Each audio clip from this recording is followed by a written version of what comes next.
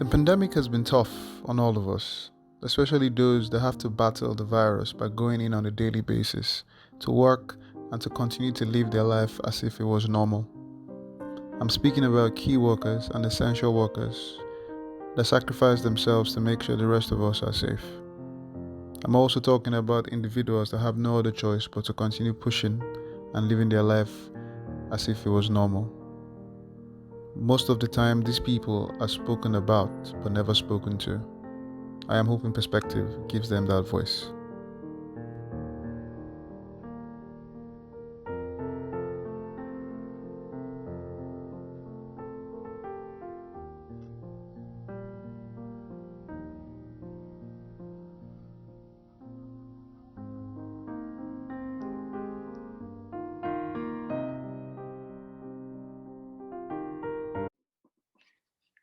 Hello, Alice. Welcome to Perspectives. Thank you for joining me. How are you doing?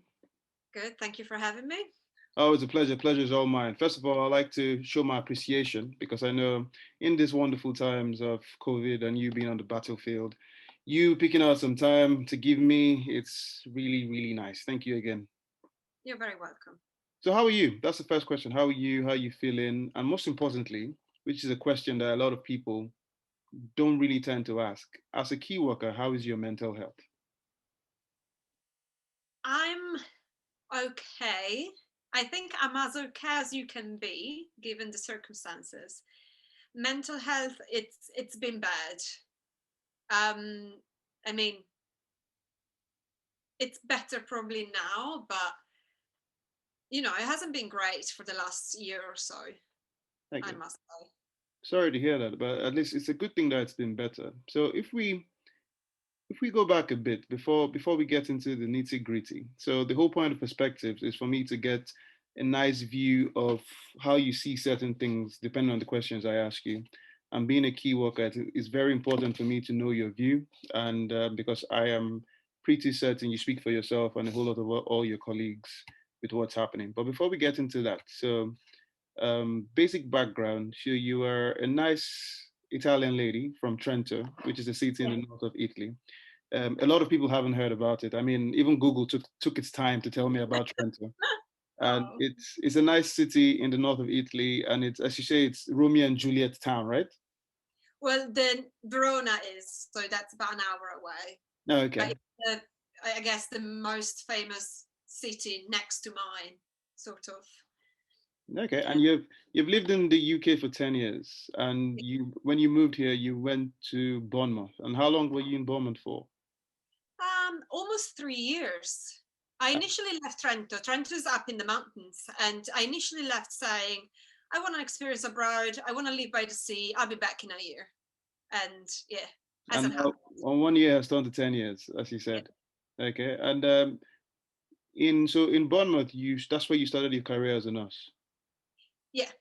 Okay, and then after 3 years, you got tired of the beach, the wonderful hot sunny weather, and you moved down to the south of England. I I loved I loved Bournemouth, but I come from a small town, and Bournemouth is a small town. And when I was in Bournemouth, I studied my diploma in tropical medicine. So I was, commuting into London once a week to go to uni, and fell in love with London.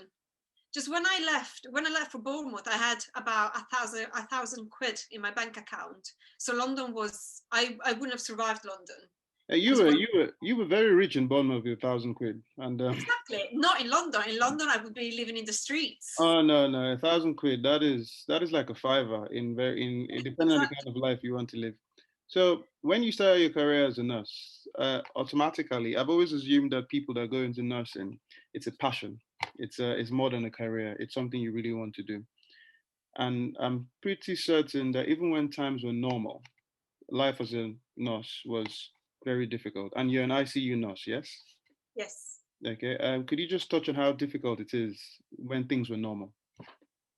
Um, I mean, yes, I always wanted to be either a nurse or a doctor, and nursing was faster to get a degree in nursing because it's shorter, it's 3 years instead of five plus whatever it is to get into medicine, well, to get a medical degree. And I started like working in wards before, and like nursing home and psychiatric hospitals I've done as well, before committing to ITU. And I suffered from anxiety on and off before ITU, but I noticed since I started working in intensive care, it's gone worse, because actually the responsibility you actually have are much more than a nurse on the ward, I think. I mean, hats off to nurses on the ward, because they take care of so many patients at once. I remember in Bournemouth, I think when I started, the ratio was one nurse for 14 patients, and then they changed it to 7. Whilst in intensive care, in normal times, you take care of one patient. If it's ventilated, on a mechanical ventilator, you take care of that one patient for the whole of your shifts. But I remember feeling very anxious, and I always had nights where I couldn't sleep because of anxiety, especially if I was due to work on the day after. But I think they got progressively worse when I started working in ITU, and and you actually realize how difficult it is. It is just, you've got so much responsibility as an ITU nurse. It's difficult to describe, So really. if your anxiety was a bit bad or was a bit touchy before you went into ICU, why exactly did you go into ICU? And when you say it's a bit difficult, is it primarily because you pretty much have a life in your hands? What? Yes, yes, but the patient can be incredibly unstable, but you will find, help in your colleagues and in the doctors and in the team, and it's fine. But I think on a psychological level, when you have somebody very young dying, even if they're not young, even if they're like 50, 60, 70, it could be your parents, and you're the person that stays with the family when that patient dies. And, it makes you wonder, they're going to remember me as the last person that was with them while their love died. And I think it's a huge responsibility to take on. And I don't know, I just had moments where I find it incredibly difficult. Have you managed to cope with it over the years? Obviously, with more experience and you've got to be hands-on with a lot of situations. Have you managed to tailor it to a life that you pretty much have your work life and you have your private life? Have you managed it? Yes, yeah, you do with the years, and you try not to get attached to patients, but you will always have the odd patient that, for whatever reason, maybe it's your mom's age, or they have young kids, or maybe it's Italian like you are, and you get more attached, and those that's you take with you, and you don't forget about those patients. I think it gets rare as you become more experienced, because it comes with experience, this sense of detachment. And definitely with all the COVID deaths that we had lately, it's something that you have to master, otherwise you can't get on with your life. But I think my anxiety has got better, but I did have professional therapy for it, because I got to a point where actually I am a very strong person, but this is beyond my control. I need somebody that is actually gonna help me and give me tools to deal with it. So I had some cognitive behavioral therapy in 2019, so pre-COVID. And actually, thanks God I did, because then it helped during this pandemic as well. Because once you have the tools to deal with your anxiety, then you're not fine, but you know how to be okay again, sort of a thing. So one of the good things with people that get anxiety, so the message here is when you get to that point, you pretty much have to seek professional help. It's a lot of people try and self-diagnose, do things that they feel will make themselves better. But what you're saying is when you get to that point, you should see somebody professional to help you. Oh, definitely. And yeah, I definitely, and I'm doing some therapy right now. There's a group of volunteer called COVID-19. God, I forgot now. Huh? Don't worry, take your time. Take your time. I have it. I'll think about it. Will come back to me. Anyway, it's a group of volunteer, and you can join. As in, you go on their website, and they just contact you and they give you free therapy for 12 weeks, so 3 months. Okay, that's good. And after 3 months, if you feel you need more help, what happens? You can always go to your GP and say, I'm struggling. That's what I did before. I went to my GP and said, I'm struggling with anxiety. And actually, being a critical care nurse in these times, it's not difficult to get a referral for further therapy. Okay, so if now that we've found out a bit of how life was when things were normal, which sounds like it was very hands-on and it was quite difficult, and being an ICU nurse and going through anxiety. So fast forward 2020, the most beautiful year in human history. And how have things been? So how have things? I assume things have doubled in terms of the difficulty or negative strain. And if the answer is yes, how do you manage that, and how do you manage to stay positive? Because the truth is, a lot of people are very dependent on your skill set and expertise to keep us alive. So how have you managed if things were difficult during normal times? How are you managing now? Um, well, sometimes I do and sometimes I don't. Um, I've started studying something entirely different so I can take, because I've always studied things that were related to nursing or medicine. So I started studying something entirely different. So it takes my mind off and something I have a passion about. So I don't have to think about work. But sometimes just literally you sit on the sofa watching, Married at First Sight Australia. And, stupid stuff like that. It's a guilty pleasure, isn't it? But it takes your mind off things. Other nights, I know it's not very healthy and it's definitely a crutch for me, but you'll have, a glass of wine. You shouldn't. Alcohol is not recommended with anxiety and mental health problem, but sometimes you can only do that much to feel better, isn't it? You can go for a run. I push myself to run twice a week. I hate it. But you know it's good for you.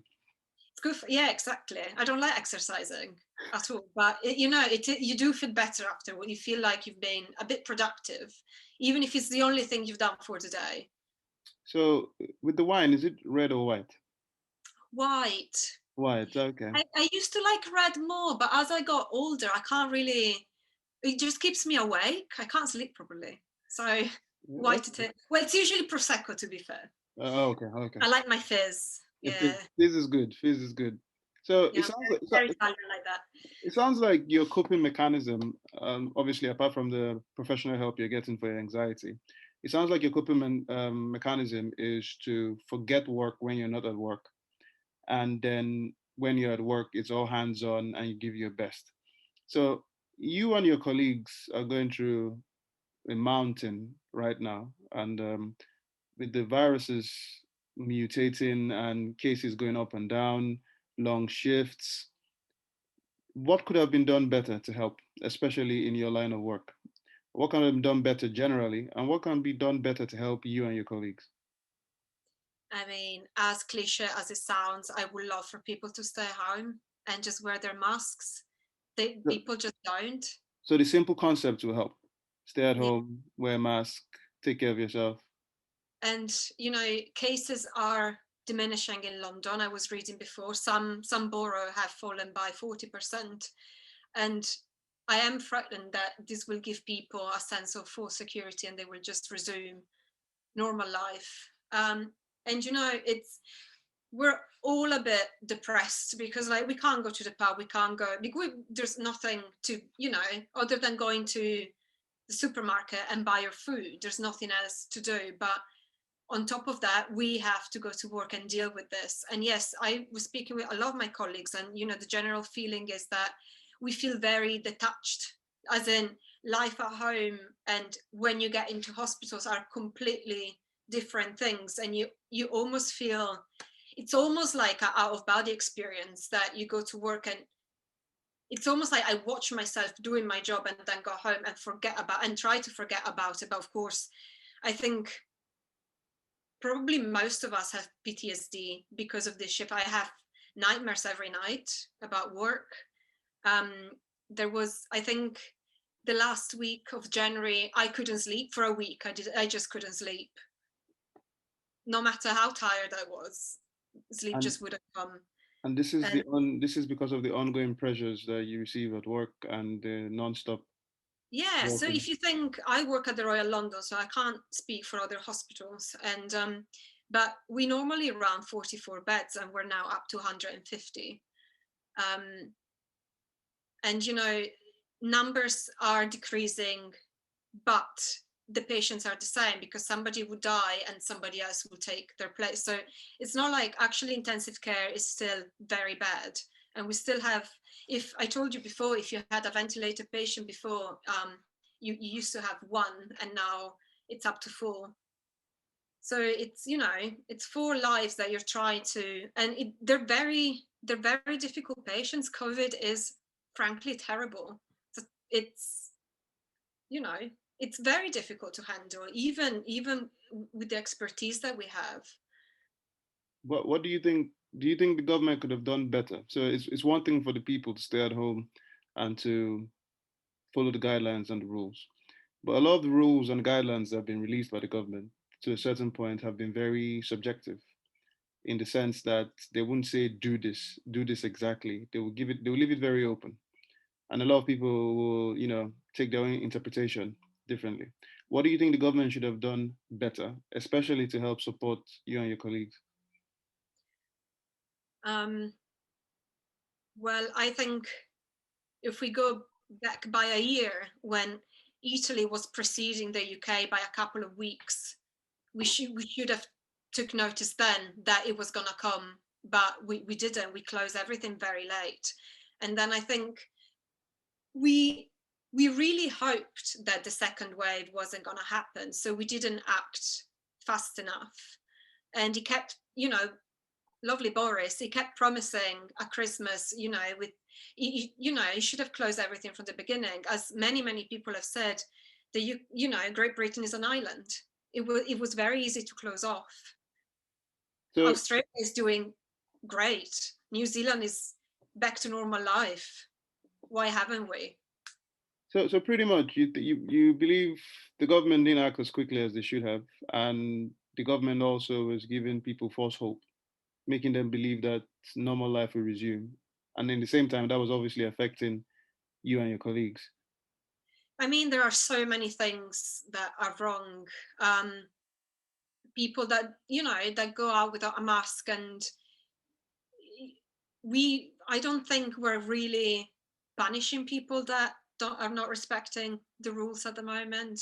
I don't see a lot of fines being issued or anything like that. If you start fining people like 1,000, 2,000, probably they're not going to do it again, my feeling is.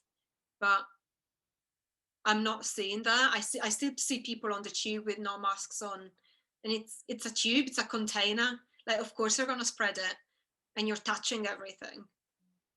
I'm one of the I'm of the opinion that I believe a lot of nurses and doctors, generally people in the medical field, I believe they're not paid enough. I believe, considering the fact that you literally hold lives in your hands and save people. If hopefully when everything gets to a good point, when that will be, do you feel just an increase of salary will help ease a lot of situations for you and your colleagues? What other than salary increase, which I thoroughly think you deserve, what do you think should be done? Because it sounds like even when things were normal, it was very hectic and you were underpaid. Now that it's a pandemic, it's way hectic, you're still underpaid. So when things get back to normal, what do you think should be done to help other than a salary increase? Let's assume you get one. We won't get one. We won't. We didn't after the first wave. They're not going to change their mind. So I'm very skeptical about getting a pay raise. I would love one, of course. I think what I would like, it's probably more mental health support after this is finished, because I think a lot of people would need it. And I think my intensive care is very good in that respect, and it was good before. We have a psychologist on site, and she's incredible. But I remember when I was working on the wards, we sort of didn't have any support. And, you know, to be a nurse on a ward is really tough. And I don't see why it's the most underrated profession in history, I think, nursing. It's always been. I think a little bit of recognition would be nice. And so, other than recognition, because it's one thing for them to say, "Oh, for us to clap every Thursday for a couple of minutes, for people to recognize that you've done a great job." Recognition is one thing, but what is going to? Because I believe a lot of people would have lost their passion after this, in I terms definitely, yeah. in terms of being a nurse or being a medical staff. Now, the question is, we the public love and thank you for your help and your service. But if a lot of people lose that passion, what do you think can kind of help them reignite it? What would help you reignite it if you lose it? I've lost it completely. If I could make money in any other way that wouldn't go into hospital and work, I wouldn't go back. And it's not burnout. So there's this famous question that you need to ask yourself when you start not liking your job, and it's, if tomorrow they make it illegal, would you fight for it? No, I wouldn't. And I think of all the things that COVID has taken away from me, that is the biggest. I loved nursing. It's what I wanted to do since I was little, and it's gone. So to reignite that, probably, government wise, I'm not expecting a lot, but of course, if you start, raising the salaries, then it is a sort of recognition. It's very material, but it is. But talking, about myself, I don't think there's much that can be done at the moment. It's very grim at the moment. It might get better when the sun's out and, the shifts are a bit easier. But I'm not very optimistic at the moment, let's say that. I'm really sorry to hear that. I do believe you're doing a great job. I mean, I thank you, me and a lot of other people. I thank you for your service. I appreciate you deeply, because it's the only way you can look at it is we're at war with an unknown enemy, and while a lot of people are being told to stay at home and stay out of the fight, people like you have to go into the fight every day, mentally and physically. So I do really thank you for that. And just to what I know we've talked about you, your colleagues, and your view on your perspectives about things. You've also mentioned you started to do other things. What other things are you doing that kind of keeps you happy? I always enjoyed sort of makeup and clothes and fashion. So I started to study to become a personal stylist, and I've opened my blog and stuff like that. It's just the blog really started as a way to rant about mental health and work. And then, it turned to be really healing in a way. So I just keep doing that. Yeah, that's it really. Well, I think the only thing I have control over is what I put on my face and how, what I wear right now. Like, I can't decide any holidays or where to go in the evening or how my job is going to be, but I can decide, I can take control of that. And I quite like that there's a little something that I can be in charge of. okay. So if you have one message for the public, what would that be? um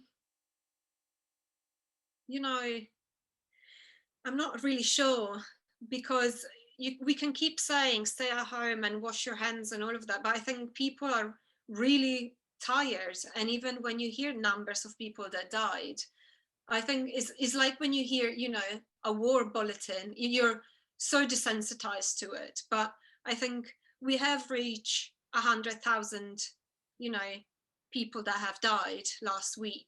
That's my whole hometown wiped away. And I think, can we just sit 1 second and think about it? It's a lot to take in. And I think if people just because I need to dehumanize my patients in order to, get through a shift. Because if I keep thinking, Mohammed has 3 sons and he's a lovely grandfather and he loves gardening. And this is Helen, and she's got 3 sisters and they like John Denver, like my mum does. I'll never get through my shift. But I think people out there, they need to think these are not numbers. These people, were mothers and fathers and brothers. And we need to start thinking that they're not, these people, it's not a statistic. It's not numbers. These are people that are dying. It's not a hoax. So, be careful as much as you can. And I understand that you want to go out for your walk. Completely understand that. Fine, go out, put your mask on, bring some gel with you, just be safe. That's it. And one message for the government? Yeah, just please increase my salary to like a lot. Not gonna happen. It's not gonna happen. You never know. You never know. Maybe somebody will get into their ears. Maybe. Thank you very much for sharing your time with me. It's been I've always said with key workers like yourself and your colleagues, most people like to talk about how they are coping instead of actually talking to them. So I'm hoping that me talking to you will at least allow you air some things that you've been thinking about, and possibly maybe make you feel better and hopefully keep you going on to continue saving lives. So thank you very much. It's been wonderful having you on Perspectives. And Thank you for having me again. no worries. And hopefully we shall see you soon. Yep. All right. Thank you very much. Bye. Bye. Martins.